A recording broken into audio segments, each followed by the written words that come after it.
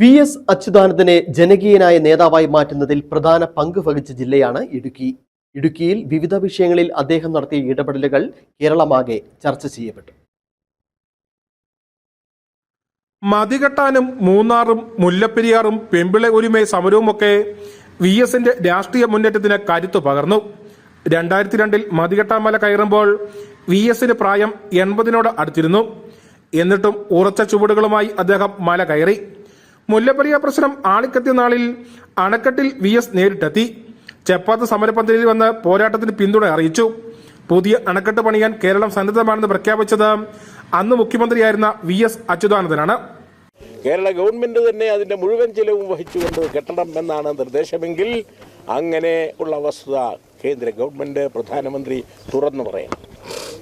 അങ്ങനെ പറഞ്ഞാൽ ഈ നാട്ടിലെ ജനങ്ങളിൽ നിന്ന് മലയാളികളുടെ സുഹൃത്തുക്കളുമായിട്ടുള്ള ജനങ്ങളാകെ തന്നെ അതിൻ്റെ വിലയിൽ അണിനിരന്ന് ഡാം നിർമ്മിക്കുന്നതിന് ആവശ്യമായ പണം തന്നു സഹായിക്കുമെന്ന കാര്യത്തിൽ ഞങ്ങൾക്ക് സംശയമില്ല. അങ്ങനെ 135 ലക്ഷം ജനങ്ങളെ 2007 മൂന്നാർ ദൗത്യം വി.എസ്. എന്ന രാഷ്ട്രീയ നേതാവിന്റെ നിശ്ചയദാർഢ്യത്തിന്റെ തെളിവായിരുന്നു. മൂന്നാറിൽ അനധികൃത കെട്ടിടങ്ങൾക്ക് മേൽ JCB കൈകൾ ഉയർന്നു. കെട്ടിടങ്ങൾ പൊളിച്ചു നീക്കിയും കയ്യേറ്റ ഭൂമിയിൽ സർക്കാർ ബോർഡ് സ്ഥാപിച്ചും വി.എസ്. എല്ലാവരെയും അമ്പരിപ്പിച്ചു. വീണ്ടും മൂന്നാറിൽ വി.എസ്. എത്തുന്നത് 2015 പെമ്പിള ഒരുമ സമരം കേരളമാകെ തരംഗമായി മാറിയ നാളുകൾ. ഒറ്റ രാഷ്ട്രീയക്കാരെയും സമരക്കാർ അംഗീകരിച്ചില്ല. എന്നാൽ വി.എസിനെ മുദ്രാവാക്യം വിളികളോടെ സ്ത്രീ തൊഴിലാളികൾ സ്വീകരിച്ചു. അദ്ദേഹത്തിന്റെ ഉറച്ച നിലപാടിലാണ് സമരം അവസാനിച്ചതും. ഇടുക്കിയുടെ മണ്ണും മനുഷ്യരും വി.എസിന് പ്രിയപ്പെട്ടവരായിരുന്നു. പലപ്പോഴും വി.എസിന്റെ കർശന നിലപാടുകൾ മലയോര കർഷകർക്ക് പ്രതികൂലമാകുമോ എന്ന് പോലും പലരും ഭയന്നു.